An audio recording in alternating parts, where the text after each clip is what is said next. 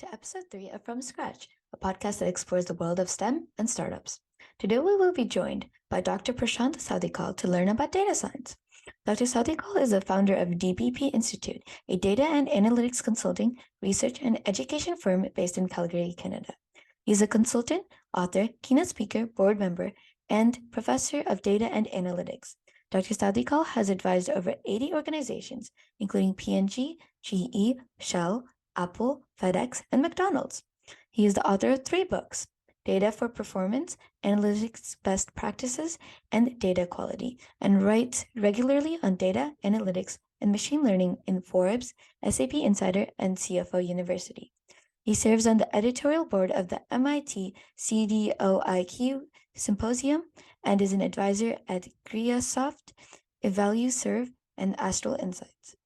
Apart from his consulting and advisory pursuits, he has trained over 3,500 professionals worldwide in data and analytics.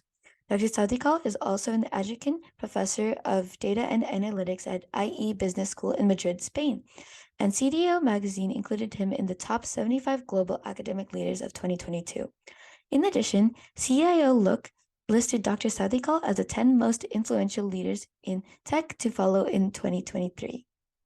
He holds a Ph.D. from ESC Lille, France, an MBA from Kellogg School of Management in USA, and has an ICD.D designation from the Rotman School of Management in Canada.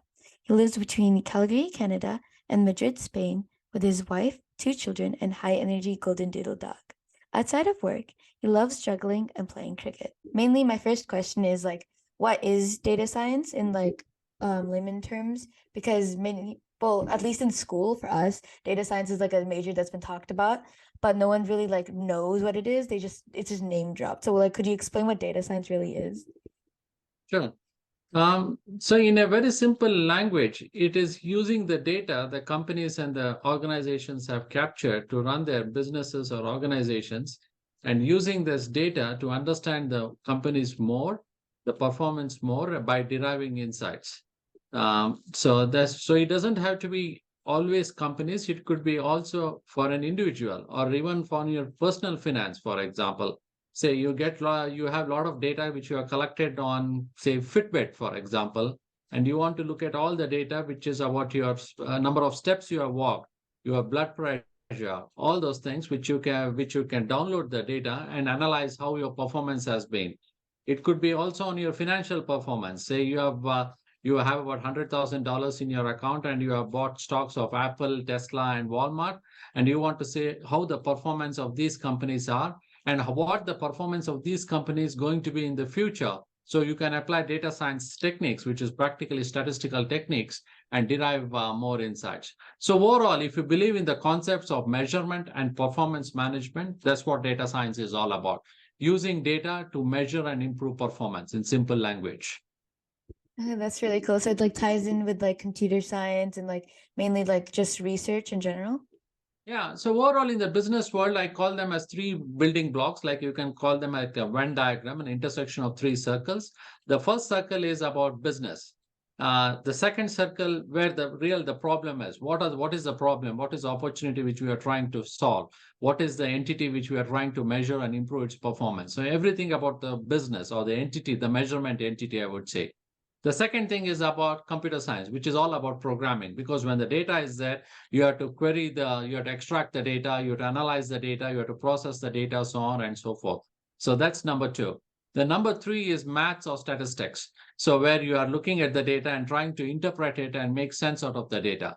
So overall, I look at a Venn diagram of 3 circles, where number 1 is about the business, number 2 is about computer science, number 3 is about maths or statistics. An intersection of these 3 areas is what generally you apply at work.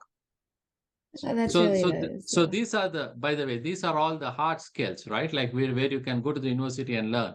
But at the same time, when you work in a company, there's a lot of soft skills also which really matter, like your communication skills, your collaborative skills, critical thinking, and all those things. So they are also equally important. So as to succeed in this field, you require those hard skills, the 3 areas which I mentioned: business, computer programming, and mathematics, and the soft skills as well, which is to work with people, communicate things well, so on and so forth. Yeah, that actually leads me into like that's a perfect transition for my next question, which was mainly like if you want to pursue, like say a student wants to pursue a future in like data science and data analytics field, what like three like characteristics or qualities are like the foundation that they need to be successful in the field? Yeah. So if you look at data science as such, you are trying to solve a particular problem. So you need to understand the domain, the problem domain well. So the data science can be applied to finance, it can be applied to engineering, it can apply to medical sciences, it can be applied to non-profits, whatever it is. So be good in that particular area where the problem can be surfaced. So that's number one. So data science, in my opinion, again, this is my opinion, is not like a pure discipline per se. You are applying those techniques to solve a problem. It's like a toolkit. The utility of the toolkit comes into play only when you know how to use the tool. So if you don't know how to use the tool, then the toolkit is practically useless, right? Data science is pretty much that kind of world. So you need to know where to apply the tool. So the first thing that matters is strong understanding of the problem, which could be an engineering, business, whatever it is. So that's number one. Next, number two is about programming skills, which is whether you are in electrical engineering or biomedical engineering, or whether you are pursuing your business like accounting or whatever. A good programming skill would really help. Like one programming language which I recommend is Python. That's what I recommend. And the third one is about some good statistical skills. So not like a very high level statistical skills, but grade 12 skills, like what you learn in grade 12, which is all about statistics, calculus, Mhm. linear algebra, those kind of the fundamentals, right? At high school level mathematics. So if you're good in that, that should be good. That should be okay. So overall, a good understanding of the problem domain, which could be engineering, business, whatever, how to use data to solve the problem within that area, because every domain these days is capturing a lot of data, which could be done through Python or other commercial tools like Tableau and Power BI and so on. And the third thing is a good understanding of statistics and mathematics. Yeah, this seems like a very like interesting field. Yeah, for us in school, we just like we've thrown it out as like similar to computer science, but not really like gone into what really is. So I was wondering what really like got you into this field? What was like the inspiration that you pursued to be in like data science for? It's a combination of many factors which came together. The first thing is I was doing my PhD. When you're doing PhD in any discipline, you are working with a lot of data, statistical tools, and everything to analyze your research. So that gave me an kind of an introduction to the world of statistics and data analysis. Then when I was in G, I worked for a company called General Electric. So they used a philosophy or a methodology called Lean Six Sigma, which is basically in today's world is what data science is all about, using data Hmm. to solve a business problem. So I got to know more about how do you use those statistical or data science technique to solve a business problem. That's number two. Number three is the opportunity as well. So these days, companies capture a lot of data, and every company right now is kind of a data company. Like if you look at Expedia, for example, if you remove data out of Expedia, it's practically nothing. Google is a great company because they have a lot of good data. So every company today is a data company. Even during COVID, Moderna came up with a vaccine so quickly, yeah, and the credit for that goes to data. So today, every company, whether you are in travel, whether you're in technology, whether you're in healthcare or pharma, everybody is using data. So third thing is the opportunity, because lots of data is captured these days, and companies struggle to use that data effectively. So I would say a combination of quite a few things: my Hmm. PhD background, my industry background, the opportunities in the market, all those things came together, and I tried to tap into that. That's nice. So like mainly, so what were you doing like your like PhD in before you really got into like data science, or was it data science from the beginning? No, but I started as a programmer in India. So then I slightly advanced in my company and became like a team lead and manager and everything. So parallelly, I was doing my part-time PhD as well. I was working in the industry, in the company, as well as doing a part-time PhD. So in 2014, I completed my PhD, and that gave me more opportunities, especially in research, in teaching, all those areas. So my PhD was not in data science per se. It was more about measurement and performance management, which is what data science is all about. It's all about measurement and performance management. Yeah, I leveraged it and I used it at work as well. Yeah, that's very cool about how I'm always like interested in how people get where they are. And I've learned that I think from like you and then from a couple other people that's never like a linear pathway. No one has their eyes set on one goal and it just usually branches out. So I find that very interesting. So another question I had was like, you've published 3 books, right? What inspired you to publish these books? Like just to like spread knowledge or like what's Spreading knowledge was definitely one thing. The second thing is, given the work which I do, which is consulting, it's also a great branding tool because it's almost like your 200-page CV or a 300-page CV, which is out in Amazon. So people buy your book and then they connect with you in LinkedIn and send a note to you, and then we start our consulting engagement. So the first thing is about sharing knowledge, because I just want to share the knowledge, number one. Next, number two is the need, which is my business itself requires me to market my services, market me, about my work and all those things. So that's why I wrote this book as well. So those are the 2 major reasons: the work as well as leaving a legacy. It's very what I'd say it's very like broad. It covers a lot of different like needs and such. So yeah, you are like the founder of the DBP Institute, right? Was that your like first business, or was it like was there like a series of businesses before? No. So it is my first business. So I was working for a company in India. They transferred me to Canada in 2009, and after a couple of years, I quit the company and I started my own DBP Institute in 2012. So my company basically does 3 things in the world of digital data and analytics. It's consulting, where we go to the companies and help them to get value out of data and analytics. That's number one. Next, number two is education, which is basically teaching, writing, speaking, all those, including the 3 books which I've written. So the second stream is all about education. And the third stream is research services to help the early stage companies market their product well, or services well. So in crafting that message, in defining the marketing strategies, the sales strategy, the product market fit, so on and so forth. So overall, my company does 3 major things. One is consulting, which is majority of the work. Then number 2 is teaching, where I'm a professor at a business school in Madrid. I teach for many corporates and all those things. And the third thing is about research services, which is all about writing analyst reports, doing the research, giving feedback to the companies about what market is looking at, how they can pivot or alter their offering and everything. Oh, that's very, you have a lot of things going on just in but the it's one company. no, it's 3 things, but all in data and analytics. So there's a lot of things which I reuse.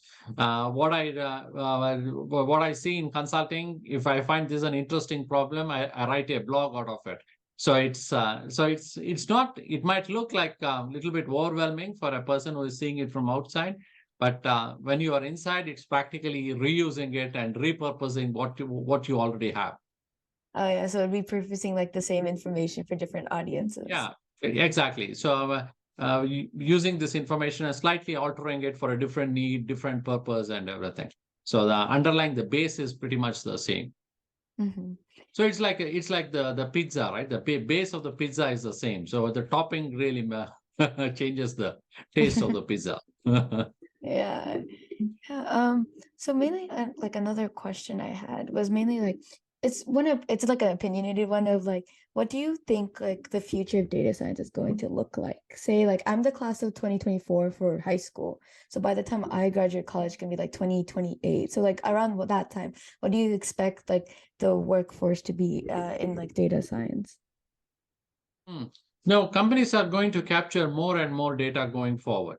So the way data is used to measure and improve business performance is going to exist. It's going so every year this year or early last year we saw ChatGPT coming into the play, which is also leveraging data. So so there's going to be more and more tools and offerings coming because of the data that is available. So that's number one.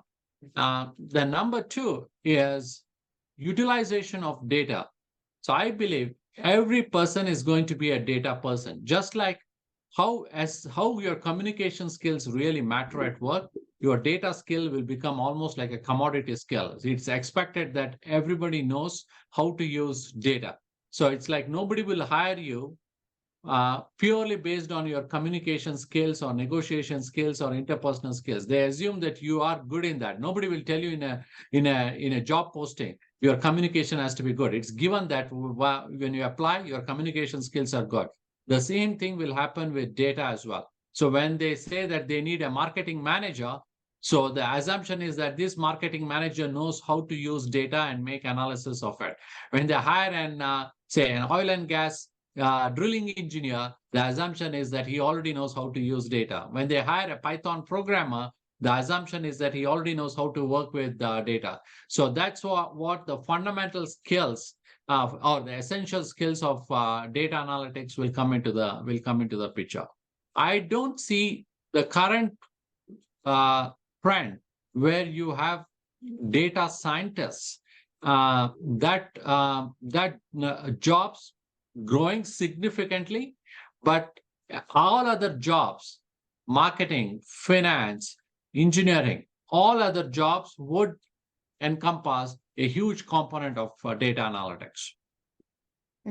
So mainly like you think that the say if you are a just gonna physician, grow? if you are a physician, you need to know how to work with data. If you are a nurse, you need to know how to work with data. So today that expectation might not be there, but in the next 5 to 10 years, that expectations will come. If you are a banker, you know how to work with data. If you're an accountant, you should know how to work with data. Do all this analysis, which is descriptive, which is all about historical performance, predictive analytics, prescriptive analytics, diagnostics, all those things you are expected to know. Okay, that's nice. So like everyone pursuing a degree now they have a wide variety of opportunities. So that's absolutely. Yeah. Yeah. So another thing was mainly knowing what you know like now, what would you give what advice would you give yourself? Like say your like high school self about like pursuing a field in like engineering and STEM. What advice would you give yourself your previous self? Yes. Yeah, so I would say two things. Number one is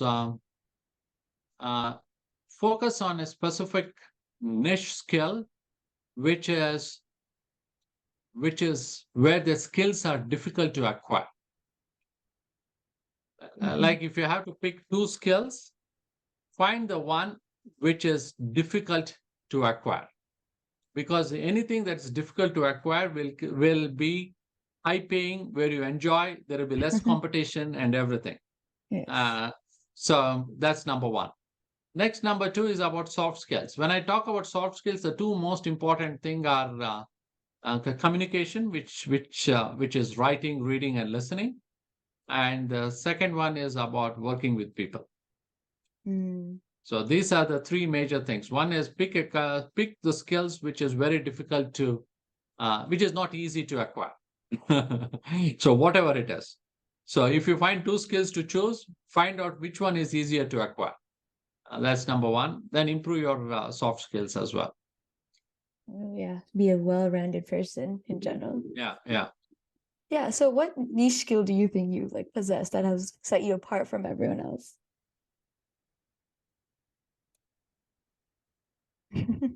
So yeah, that's an interesting question. So basically, I would say that taking a process and digitizing it And once you digitize it, the output of the digital work is basically data.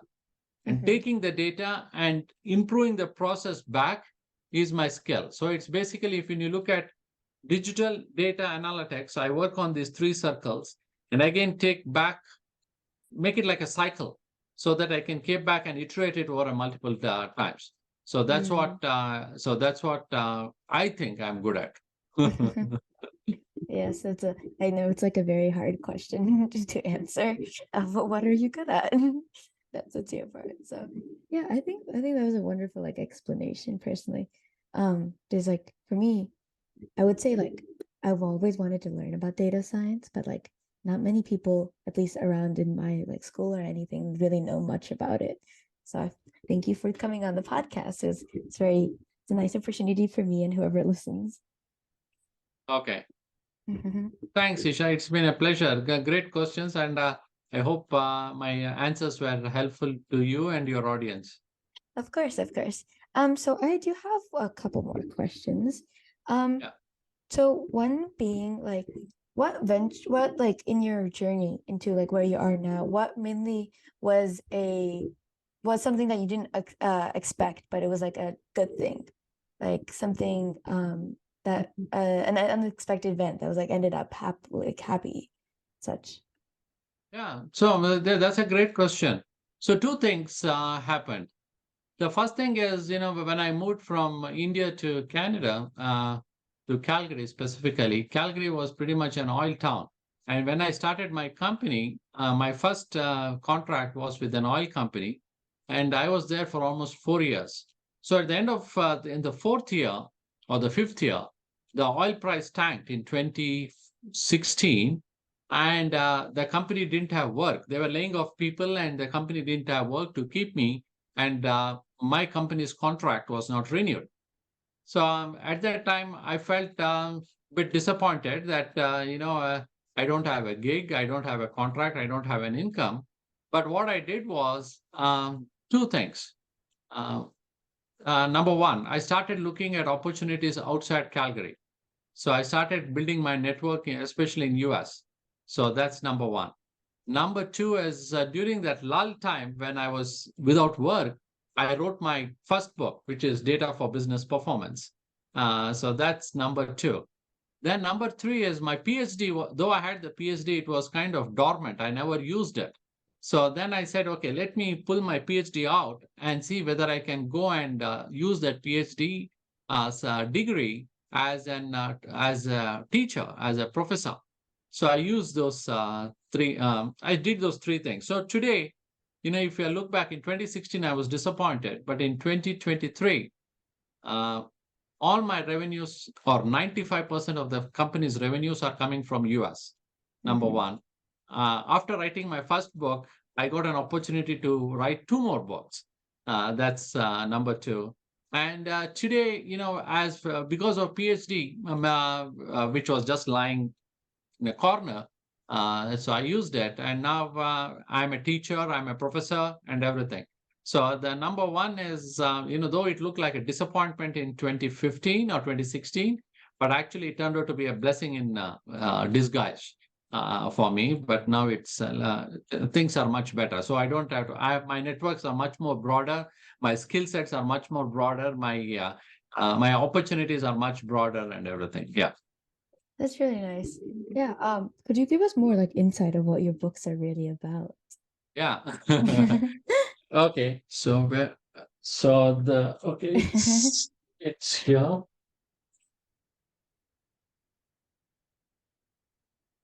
So this is the first book which I wrote, which is Data for Business Performance. So this is based on my PhD work, which I used a measurement framework called GQM, which stands for Goal Question Metric. So this book I wrote mainly because what I saw in the field, in the industry, was that people thought that data was more of an IT or a techie domain, and the business don't have to worry about it. But I said it's a combination of three circles where we need IT and business, especially two people come together to solve this problem. So I wrote this book in plain, simple English for the business people to understand the IT language. So that's number one. Then I wrote the second book, which is Analytics Best Practices during COVID. I wrote this during the COVID time, and this is basically my experience, my research, everything on the 10 best analytics practices companies can implement. Because I see most of the analytics projects failing. So in what research I've done, what I have seen, both failed as well as successful ones. So I wrote this as a second book. In fact, last year, one publication house ranked this book as the best analytics book of all time. So this is the second book. And this one is from a different publisher, which is called Wiley. They are the world's biggest publisher. And I published my third book on data quality, which is about how do you make, because we know that garbage in is garbage out in computer science, right? So if you give bad data to your Python programmer, the Python programmer will give you a bad insight as well. So you need to feed good quality data. So what is this good quality data all about? So I wrote this in this book, again, in plain, simple English for anybody, for even a layman to understand about what data quality is all about. So my writing style is basically, I want to write it in plain, simple words so that the audience understand what I'm trying to talk. Yeah. That's really nice. I'll add it to my like reading list of books to read. Yeah. That's really, really cool. Do you have any like advice you want to say for like anyone pursuing a like degree in data science, or like who wants to like get a start in the data science world? Sure, there are, they can go to the university, or even if you are not in an university which is specializing in data science, there's a bunch of courses in Coursera, which you can take practically for free. And there's a bunch of courses even in YouTube and many other places which you can get for free. So I would recommend taking the Coursera courses, but at the same time, I would also warn people, the Coursera courses generally are tough and you require a lot of discipline because there is no instructor giving assignments and everything. If you don't follow the rhythm or routine, then you will be lost with Coursera. So the Coursera courses are good, but the price for that is discipline. You have to be very disciplined there. There's a bunch of materials in YouTube. Like I believe Microsoft has put all the Python courses in YouTube. I think it's 48 modules or something where somebody can master Python by watching those videos. And of course, you can do them as well because it's a free programming language, everything. So I would suggest people to leverage the free resources which are there in the internet, and build one more skill while they are in the university. That's very tangible advice, I'd say. Very specific in it. So I would say you could call yourself like an entrepreneur, right? Since you did start your own company. What advice would you have for like future like entrepreneurs who want to start a like business in like data science or like a business in general? Yeah. The first thing is about entrepreneurship is it's not easy. It's very tough. So there are ups and downs in your life. Sometimes the business is doing well. Sometimes the business is not doing well. So you need some kind of lot of persistence and resiliency to be an entrepreneur.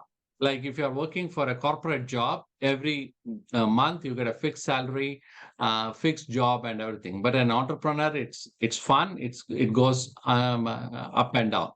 So that's number one. So overall, I would say I'll call it as 3 F's of entrepreneurship. The first one is it gives you a lot of freedom. So now I'm talking about the positive aspects. It gives you a lot of freedom to pursue what you want to do.